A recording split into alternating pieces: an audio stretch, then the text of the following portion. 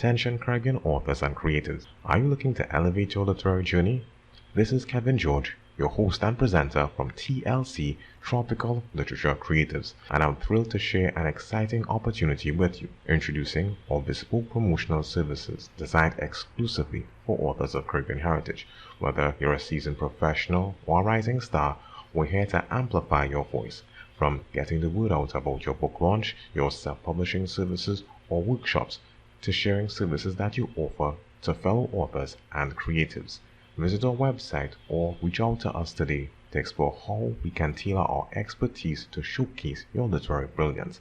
Let's unlock the next chapter of success together. Greetings, listenership. Welcome to TLC Tropical Literature Creatives, the podcast where we interview authors of Caribbean heritage about themselves and about their literary works. Today we have with us Carolyn Gupte, author of the book Love Without Boundaries. Carolyn, welcome to Tropical Literature Creatives. Thank you, Kevin, and it's a pleasure to be with you this afternoon. Looking forward. Well, thank you for agreeing to be interviewed, Ms. Gupte. No problem. Are you a full-time author?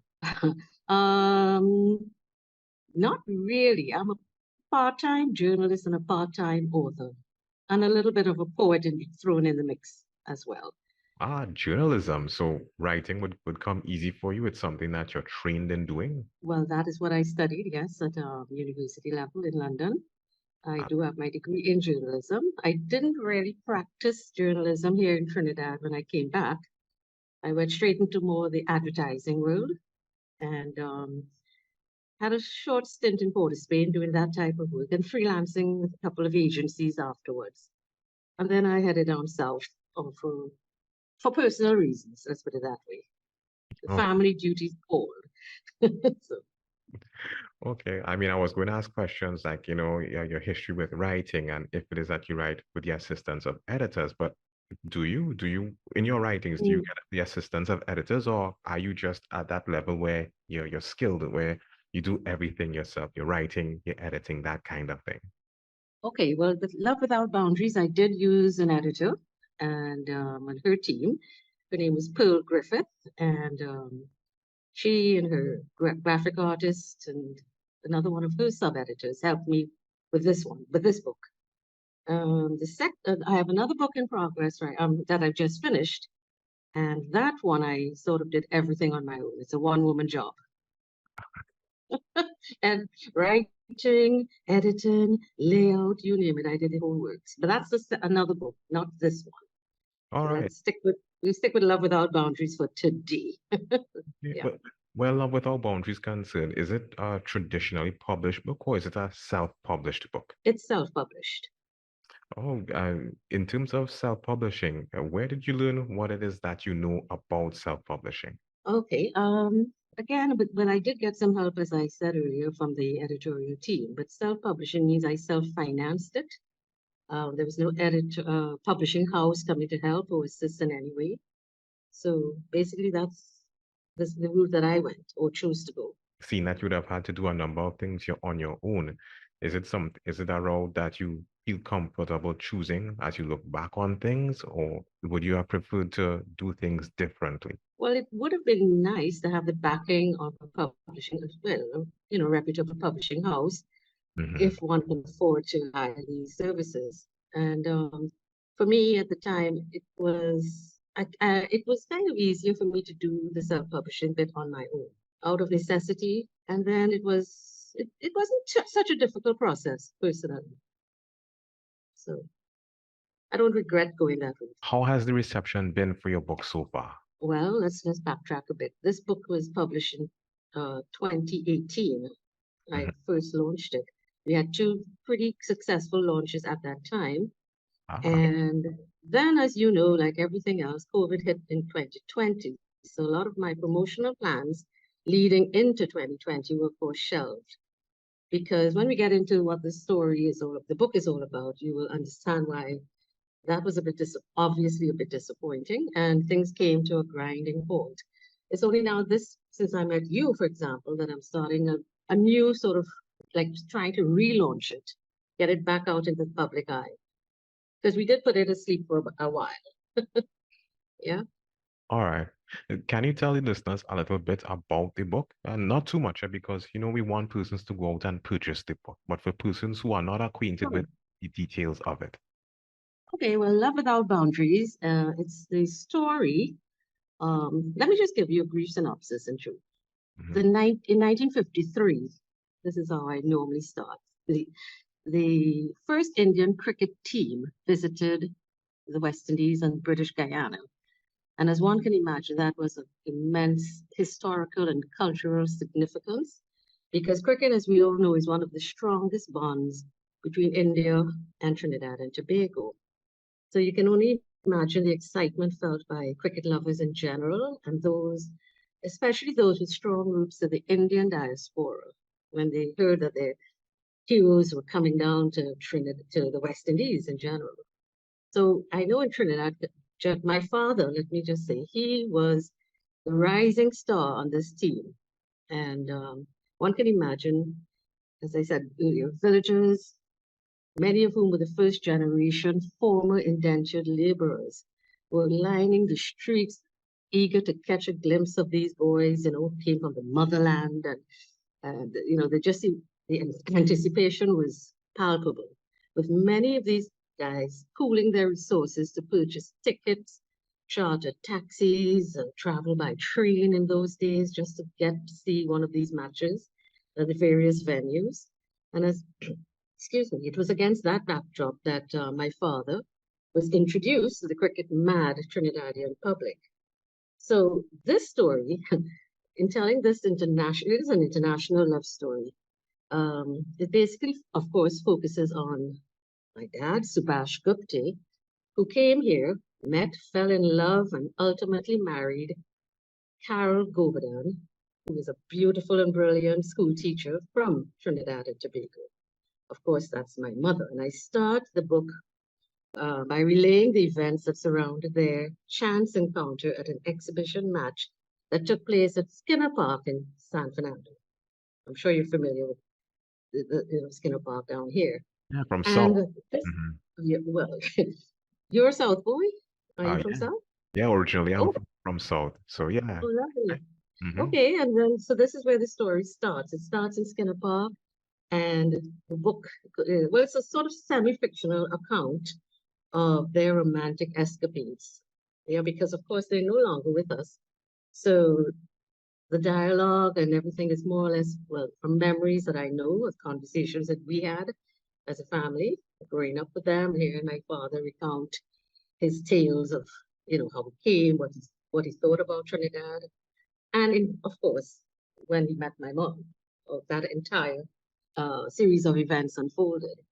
So the love story, as I always tell people, is not unusual, but it is timeless. And I think its uniqueness lies in the era that it took place. Because think of it, this is 1953. And, the fact that my parents mocked conventionality and tossed traditions, excuse me, out of the window, it really upset a lot of their family and friends, as one can imagine, from at that time. So my mom came from a very prominent conservative Presbyterian family who initially frowned upon the courtship, especially my grandmother, who threatened even to disown her daughter for getting involved with this foreigner, or this Hindu boy, a cricketer. What kind of thing is that? They were so programmed to marry doctors and lawyers. That was the in thing, or the only thing, not the in thing, that these families wanted. On the other side of the world, my father's parents also had a few misgivings, a little reservations about their son's choice of spouse, initially, well, eventually spouse. And although they were less vocal and a little more accepting, I think they too, well, he said it, secretly wished that he had followed in the more time-honored tradition of arranged marriages and so on. So this story, in a nutshell, begins here in Trinidad, but it quickly spread beyond our boundaries, from Skinner Park to Shivaji Park, which is a famous park that my dad played cricket on in Bombay. From the Queen's Park Oval to the Cricket Club of India, from Maracas Bay to Dada Beach. Dada Beach is a beach that was very close to where his family lived, a stone's throw away, actually. So It starts, as I said, it's a story of a 2-week whirlwind island adventure that turned into a 49-year partnership. And although initially fraught with cultural challenges and religious differences, family interference, betrayals, and career setbacks, our protagonist persevered and prevailed and proved once again that love conquers all. And that's it in a nutshell. That's the essence of the story. You mentioned so many things in that synopsis that you Oh gave. gosh. No, it's not bad at all. I mean, I could relate to a few of the elements that you described. One of the main things that stood out to me is the tool of cricket or the tool of sport that unites groups of persons. And I'll just give you, I know we're talking about you, but I just had to, put my piece into this because I was working with a colleague at one point in time, and he did make a trip to India. And he was Right. talking about how he tried to communicate with some of the guys across there and tell them about Trinidad and Tobago. And no matter what it is that he called out, Pitch Lake, um, Carney Bird Sanctuary, these things, they just were not able to wrap their minds around Trinidad and Tobago. So I thought it occurred to him and he just said, you know what? Brian Lara, and everybody paused. And they were like, yeah, Mm, yes. wonderful. That's the link. Yeah, so when Very simple. yes. So when it is that you mentioned cricket, they're uniting persons, that came to mind, and that was so. You did mention a number of interesting elements, and I got it. But I'm taking it. One of the famous, I mean, I use this line all the time because people ask me, well, how did they meet? Because I think that's there are two or three misconceptions about their relationship and so on. And the very first line that my dad, with his broken English, because remember he was only 24 years old when he first came down here, very shy. Well, not that shy because his first his first opening line to my mom was, and this is a direct quote: "Hello, how are you? May I be so bold to say that yours is the kind of face that I would like to see every morning at my breakfast table." And as David Rudder would say, the man had lyrics. I'm serious. And this was at the Skinner Park function. A little backdrop to that too. My grandfather, my mom's dad, he was in charge of the entertainment committee he was on the committee. And he roped my mother in to come and help him, serve the tea and help out in general. So she was actually walking around where the players were eating, having tea, serving them and picking up glasses and so on. And she was totally oblivious to this man just looking at her. And she had absolutely no idea that he was addressing her. And she was a little taken aback. Huh? So that was I mean, I wouldn't give away too much, but that is exactly how it started. And as I said in the introduction there, a 2-week whirlwind courtship ensued under chaperone, very strictly chaperoned, of course, by her older brother. So that's the beginning of Subhash and Carol's love story. His cricket career, I mean, I'm not sure how many people are aware of him, but just a little side note here. Mm-hmm. He is up to this day. If you Google Subhash Gupte, you will see that Sir Gary Sobers rates him up to now as the best leg spinner of all time, even better than the Shane Warnes and so on. It's something that we really are very proud to hear that Sir Gary endorsed him in that way. And as I say, it's all over the net. Cricket connoisseurs always quote that, Gupte was better than Warne and so on. So that's a little bit to tell you his celebrity value, if that's the word. All right, so listeners, you've heard it here yourself. If it is that there wasn't a reason to buy the book, now you have a reason to buy the book. And seeing that, this interview is taking place now, I'm hoping to publish it close to, February 14th. So if it is that you're looking for a read around Valentine's Day, you could also, get a copy yourself. Oh, that would be perfect timing. That's a nice song. Very good. I like that. I mean, as you would have mentioned this book and you would have went into some of the details and the background, I know that you would have attempted book launches, but due to COVID, things did not work out the way that you would have planned. What was the reception like otherwise from persons who would have just Okay. Well, okay. The first launch that I had, now, again, my mom, her, let's not leave her out of it because she's an integral part of the success of this relationship. She was a school teacher who eventually ended up owning and operating her own private school, again here in San Fernando. It was called A.C. Gobadan Memorial School, which was named after her father, Andrew Gobadan, who was a school inspector and very well respected and feared back in his day. So my mom's school, she ran it from 1972 to 2002. And so the first launch that I did was what I tried to do is do like a reunion with the past students and teachers of that school, of her school, and introduce the book to that audience, that target group, which was really well received. So that was an easy launch in a sense because I had a captive market, so to speak, because they all wanted to buy the book of the principles of story and so on. So that was the first one, which I did in 2018, yeah. And then 2019, the following year, was a more cricket-oriented one, which was held at the Queen's Park Oval under the auspices of the Trinidad and Tobago Cricket Board. And Mr. Azim Basarath hosted that event. And it was wonderful. We had India's superstar Sunil Gavaskar. I'm sure everyone is familiar with that name.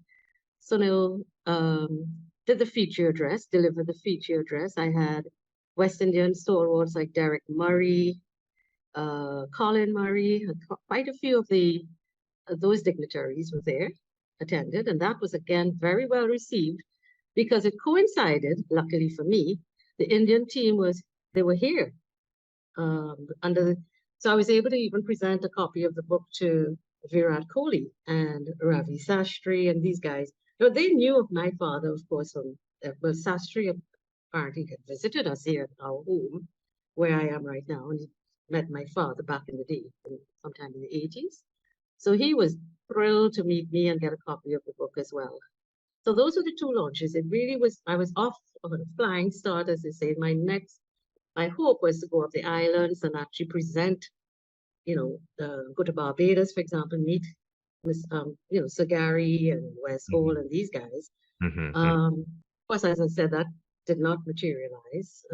So that is it. We stopped at that point. I did manage to post a copy of the book to Sir Gary. So I have photos of him holding it and looking at it and so on, which is, a treasure. Not understandably so. One, I guess Sir Gary Sobers and the weight that he carries, but also because of the connection that he has, to the book, albeit, indirectly. So I can Yes. understand that. And they were great friends. I mean, my father, of course, having lived here for, 30, 40 odd years, I mean, his best friends were like Rohan Kanhai and that his generation, the team that he played against. And in fact, so much so now, my nephew is named after Rohan.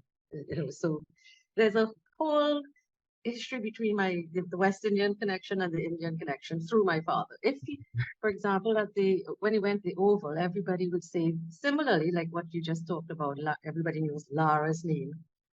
The Indian high commissioners who visit this country, the first thing they say is they know about an Indian cricketer who left India and came here and ended up marrying a Trini, this kind of thing. So his name is still very much in the news, and that's it. Still some other people want to hear about or know about. Seeing that this is I'm assuming your first published book, in terms of the steps that you'd have taken to market and promote, is it something that you learned, or is it something that you had to do research on? Is it something that someone had to guide you with? That was a bit of experimentation on my part. Again, the launches did work. I got quite a few sales generated as a result of that. The books, I did get them into all the major bookstores at the time. I did one or two book signings, and so the marketing part, yeah, for social media, we did all the usual Facebook pages and was on every platform and so on, usual things. I did get a lot of help from the couple at that in 2019 from the Indian High Commission as well. They invited me as guest at the Diwali Nagar that year. As I said, we were going pretty good, and then bam, then there came COVID. So that was it. It was just sort of like word of mouth. well, I don't know if you, I do have the book on Amazon and so on now, but I mean, since then, sorry. And that's about it in terms of marketing. You had mentioned that you used book signings, etc., as or book launches to get the word out about your book. One thing that I observed about different authors is that when it is that they write books, they become subject matter experts, and that with it brings it with it a number of opportunities. And yeah, I'll call them opportunities. They have to go, they get called to be speakers at certain engagements. They get the opportunity to do workshops and lectures, etc. Do you find yourself in any similar situations like that, being called to do speeches, Well, workshops, etc.? regrettably, no, not really. Um, Maybe I didn't make a big enough effort to get involved with those types of groups. Mm-hmm. So it probably, the fault probably lies within me, with me. Okay. But no, I Okay. really didn't attend. I know what you're talking about, those sort of web seminars and so on, and visiting different islands and being part of book fairs and that type of thing. Mm-hmm. Mm-hmm. No, I really didn't get into that type of promotion.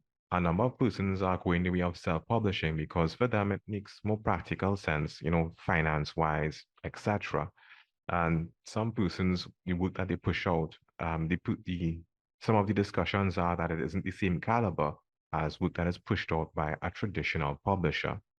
Uh, Having skills in journalism and also going through the process of having a work that is self-published. What advice would you give for persons who are choosing to go the self-publishing route? What things you would recommend that they look out for to not make mistakes or to make sure that their work is of a certain and particular caliber? Uh, well, I mean, I think again, I had help with this first book with my publisher, with my production design person, my editor. So Mm, she sort of helped me a lot in the beginning with this one. Um, I think you have your skill, you have your confidence, your skill set. You must know. Of course, it's always you have to get feedback, and that's what I mean. The first set of writings that I did, the first script, she really went through it with a fine-tooth comb with me, showed me how I can improve, even though I am a journalist. It's mhm, very mhm. hard to self-edit, huh? And so you always, I welcome her feedback and so on, and the changes that we made. Other than that, just go brave, just do your thing, you know. Okay. And the thing that the biggest drawback for me, and if you want to talk about the process, everything is pretty manageable on my end until we got to the printing process, which Ah, is astronomically, high in Trinidad to get a book, anything printed. okay. So, because my book, the book I Love Without Boundaries, is not a very big book. It's a novella actually, so it's not a full. It's a little less than a novel, a little more than a short story, and it's 92 pages. So it's Mm-hmm. not a big, heavy, thick, whatever. And one copy to print one copy here is going to cost me $45 per book, 45 just to print. So I ended up going another route, took the slow boat to China because it is a slow boat in terms of getting the book to and from. Mm-hmm. But the cost, in terms of the cost factor, it worked for me because that same $45 book was reduced to like 17, 1 7. That is fantastic. Yeah. And so, I mean, one would say it's a little risky, but I had help again with that in that respect, you know. But I mean, I did 1,000 copies and it was 17,000 TT, Hmm. as opposed to I could not afford to do that if each book was $45 for one. You know, so that is something I don't know. Even with the second book that I've just finished, it was so expensive, but it is what it is. I'm really glad and personally, I'm glad to hear you talk about these things because, like you said, you experimented, you were successful. Mm-hmm. So for the other books that you had to do, the process it wouldn't be as tedious. It would be a lot less stressful. And you know for sure that where the cost is concerned, it would be better off the second time around. Well, that's it in terms of the writing process and the whole, bringing it to life kind of thing. In talking with persons locally, there's a challenge where reading is concerned. Being a writer, can you think of any advice that you would give to parents, their children, or even just persons who are seeking to read more, to help encourage them to do a bit more reading? Well, And she laughs. She laughs. no, I'm serious. Listen, this again, I'm Love Without Boundaries. If and when you, I would love to send you a copy as soon as possible, or at least a script. Mhm, Um, I did it in a format. This is a very deliberate thing that I chose to do. mhm, It was written initially with my niece in mind, who at the time was just 16, no, a little older, maybe just under, yeah, 17, 18 years old. And she really didn't know too much about the history of her grandparents or how famous her grandfather was, because, he had passed on. He was kind of old when she came on the scene, and then, um, he died somewhere where she was probably 4 or 5 years old. So she didn't really have any living memory. I wrote the book in a format that someone of her age group, would be willing to look at it, and it's not going to look like a big, thick, boring novel with lots of text. There are a lot of pictures in it, so it was user friendly for her generation. And she managed to convince quite a few of her friends and so on, her peers. And when she went to university that first year, she was actually she was one of my very good marketers in the beginning. But the feedback from them, it was the same thing. Oh, they loved it. It was easy to read. So it was relatable for them.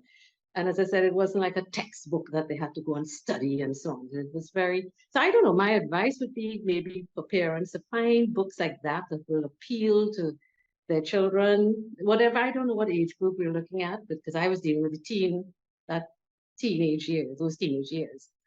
The little ones, just again, be, easy formatting. That's what I mean. I think children get bored because their attention span, as you know, is like 10 seconds now, if so much. They're so accustomed just busy scrolling up and down and left and right. So mhm, we got to catch them, as quickly as you can. Some to appeal to them. And that's what I said. I started my book, the same book, with that opening line. Yours is the kind of face I'd like to see every morning. And here's Rihanna. Grandpa said that. I'm like, yeah, he did. So, so it caught her attention immediately. I had her, I hooked her, as they say. So that's it. Get it something that will appeal to them, if I you can. like that. I like that. Okay. Uh, in terms of, yeah, I'm looking. So far, it seems that you've been doing a lot of writing.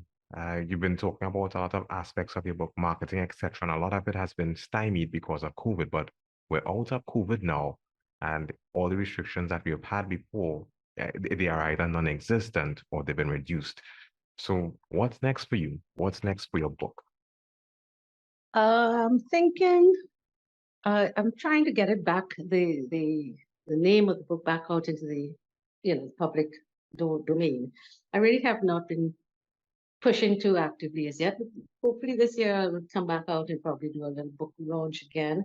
I will try to tie it in with the second book, because again, there's only one of me and we're not getting younger, so we have to sort of space out our time and use, the resources that I have wisely. Mhm, So mhm. hopefully I am going to be doing a new launch later on this month for the new book. But I will also have the first one in, both of them will be, it's like a package deal now there for the time being. And I'll take it from there, see how it, what materializes. All right, all right. Yeah. Nothing, no set plans then. I'm just kind of going with the flow for now. The year has just started. Mhm. You are one of my first platforms, if I may use that word, to start the ball rolling again. So we'll see how it goes. All right. The fact that the entire story just seems interesting for me, the exchange of the cultures, etc. The question I'd like to ask you is this. If it is that you were to find yourself in an airport in 2024 and persons who are members of the India cricket team were to find their way to Trinidad and they were to ask you, Carolyn, what should we try as we're here in Trinidad? What advice would you give to them? Well, okay, Kevin, I don't know. This might be a little different from normal, but I'd like to answer that with a little poem that I wrote from my new book called Writefully Mine, which I think sort of covers the bases of what I would tell any visitor, well, especially someone like from the Indian team and who will come down here looking for places to visit or things to do and so on. The name of the poem is called The World at Our Feet. And it goes something like this. The world watched in awe when Sagaboy and Tantan sashayed across the big stage. The lovable puppets wriggled their way into our hearts and onto every carnival page. The world stopped in its tracks as a new sound kissed the savanna grass from a nearby hillside, where a man with a hammer beat life into rusty oil drums and invented the original pan side. The world put its hand in the air to give praise to the one with the lyrics. The truth-telling seer with roots far and wide turned his anthems into sing-along classics. The world's jaw dropped when the Prince of Port of Spain made mass on the cricket field. With World Cup goals and Olympic gold, we harnessed the power that our athletes wield. The world saw beauty through a brand new lens when our queens took the crown. Miss World once, Miss Universe twice, all three still the talk of the town. The world salivated and bit its tongue when Callaloo and Curry shook hands. A handshake that proved we are Trini's first, regardless of our ancestral lands. The world blinked twice when the moon and the deer illuminated a cross on the steeple. Children of the red, white, and black, we are indeed a special mix of people. The world is puzzled when a million jagged pieces fit perfectly shades of black, white, and brown. So with hearts in our heart, hands in our hearts, let's sing our anthem out loud and celebrate every trophy, medal, and crown. The world at our feet, lest we forget, may every creed and race find an equal place, and may God bless our nation. Thank you very much for that, Ms. Gupte. I enjoyed this interview very much. Thank you for having me. And we'll see where it goes from here. You've been listening to TLC, Tropical Literature Creators. If you've heard something of interest or something you like, reach out to us. Reach out to our authors. Follow us on social media. We look forward to hearing from you.